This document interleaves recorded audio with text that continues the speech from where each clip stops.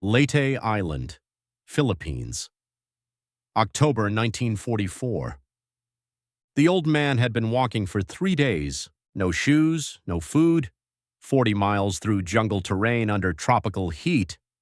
He was 61 years old, a farmer who had never carried a rifle, never worn a uniform, never asked anything from either side of the war, but he refused to stop walking.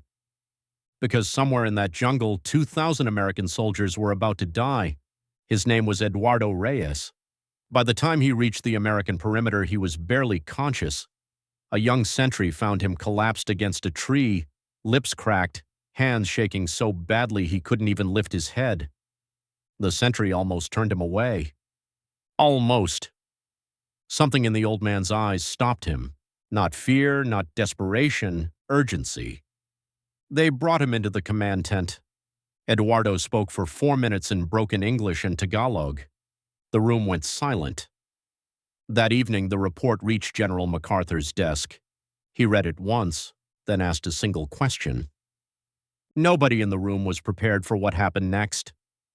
To understand what Eduardo carried into that tent, you need to understand what was happening on Leyte. MacArthur had just returned to the Philippines. The landing at Leyte Gulf was one of the largest amphibious operations in the Pacific War. Thousands of American troops were pushing inland, fighting through dense jungle, establishing supply lines, securing ground. It was working, slowly, painfully, but working. What the Americans didn't know was that Japanese commanders had identified a gap, a specific valley, a route that would put a large Japanese force directly behind a forward American battalion. 2,000 men who would be surrounded, cut off, and destroyed before reinforcements could reach them. The Japanese column was already moving. It had been moving for 2 days. Eduardo Reyes knew because he had seen them. He hadn't been looking for them. He'd been trying to reach his sister's village on the other side of the valley, a journey he'd made dozens of times before the war. But the valley wasn't empty anymore. For 6 hours, crouched behind thick brush on a hillside, Eduardo watched Japanese soldiers move through the valley below. Column after column, weapons, artillery pieces being hauled by hand, hundreds of men, then more still. He counted as long as he could. Then he started walking toward the Americans. He didn't speak much English. He had no maps, no military training, no way to communicate coordinates or unit designations. What he had was a memory and a direction, and 3 days of walking that should have killed him. When they brought him into the command tent and found a Tagalog interpreter, Eduardo described everything: the valley, the direction of movement, the approximate number of men, the artillery, the route that would bring them out directly behind the American forward position. The intelligence officer listened, took notes, asked questions. Then Eduardo's eyes closed and he stopped speaking mid-sentence. He had passed out. The report reached MacArthur's headquarters at Tacloban that evening. His intelligence chief, Brigadier General Charles Willoughby, presented it personally. MacArthur read it standing up. He didn't sit. He read it once, set it down. Then he looked at Willoughby and asked the one question nobody expected. "Where is the man who walked here?" Willoughby blinked. "Sir, he's in the medical tent. He's in poor condition, dehydration, exhaustion, possible fever." "I know his condition," MacArthur said. "Where is he?" 3 minutes later, MacArthur walked into the medical tent. Eduardo Reyes was lying on a cot, an IV line in his arm, eyes barely open. He looked up and saw the 4 stars. He tried to sit up. MacArthur put a hand on his shoulder and stopped him. He sat down on the edge of the cot. General of the Army Douglas MacArthur, sitting on a field cot next to a Filipino farmer, and he spoke quietly. "You walked 3 days to bring us this information." Eduardo nodded slowly. "Why?" Eduardo was quiet for a moment. Then, in broken English, he said something that MacArthur would repeat for the rest of his life. "You came back. MacArthur came back. So I walk." MacArthur left the medical tent and moved fast. He went straight to his operations officer. The battalion in the valley needed to be warned. Routes needed to be changed. Ambush positions established, artillery repositioned. The orders went out within the hour. The forward battalion commander, Lieutenant Colonel Daniel Harris, received the intelligence report and the new orders simultaneously. He read them twice, then he called his company commanders together. They had maybe 6 hours before the Japanese column reached the exit point of the valley. Harris made his decisions quickly. He pulled his perimeter back to higher ground. He repositioned his heaviest weapons. He sent scouts forward into the jungle to confirm the route and estimate timing. The scouts came back in 2 hours. Eduardo had been right about everything. The column was larger than estimated, and it was moving faster than expected.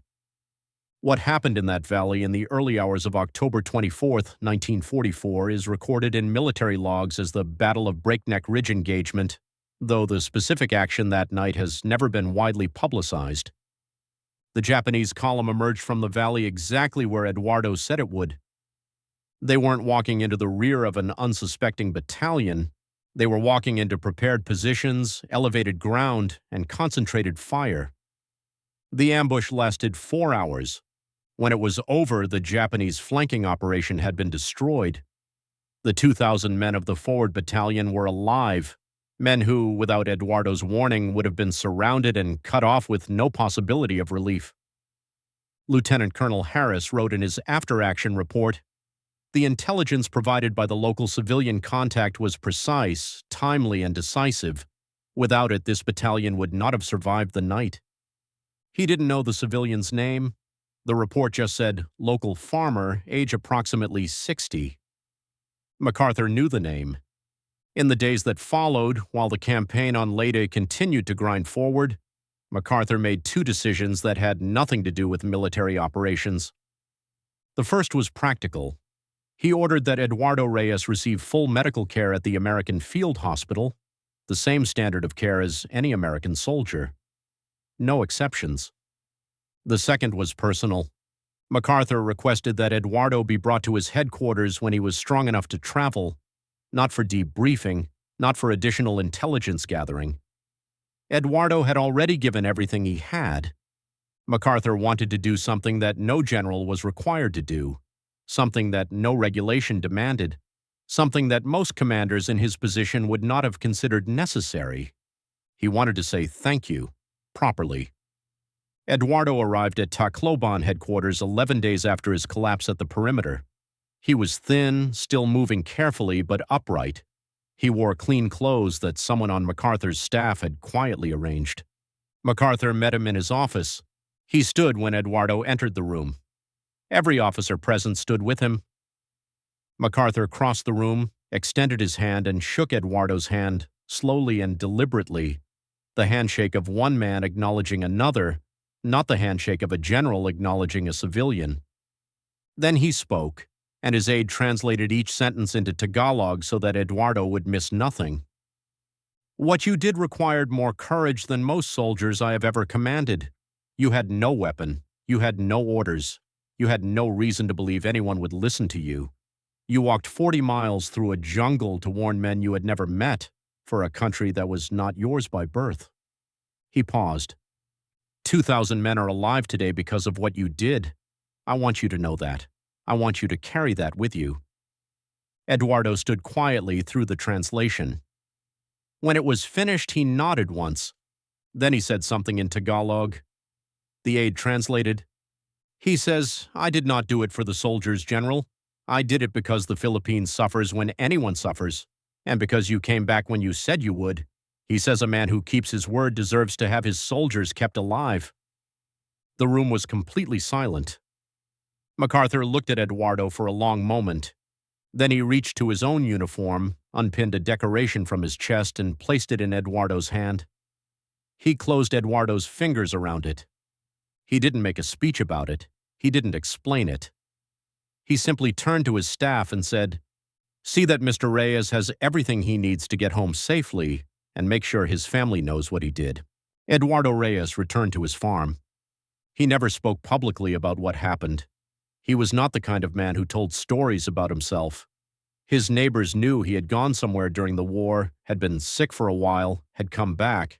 That was all. His daughter, years later, found the decoration in a wooden box under his bed after he died. She didn't know what it was. She brought it to a historian in Manila who identified it and traced the story through military records, the after-action reports, the medical logs, MacArthur's personal correspondence from October 1944. Everything confirmed it. One entry in MacArthur's private papers, dated October 25, 1944, one day after the battle, read, "The Filipino people have given us everything we have asked of them and more. Today, a farmer named Eduardo Reyes reminded me why we came back and why we cannot afford to fail them." MacArthur never forgot the Philippines. Anyone who served with him knew that. But the men who were in that headquarters on the day Eduardo came to Tacloban, the ones who watched MacArthur stand up when a farmer walked into the room, who watched him pin a decoration into a civilian's hand without ceremony or audience, those men said it was the moment they understood something about MacArthur that his battles and his speeches never fully captured. He knew who the war was actually for. Not for territory, not for strategy, not for the history books, for the people who walked 40 miles in no shoes to make sure the right side won.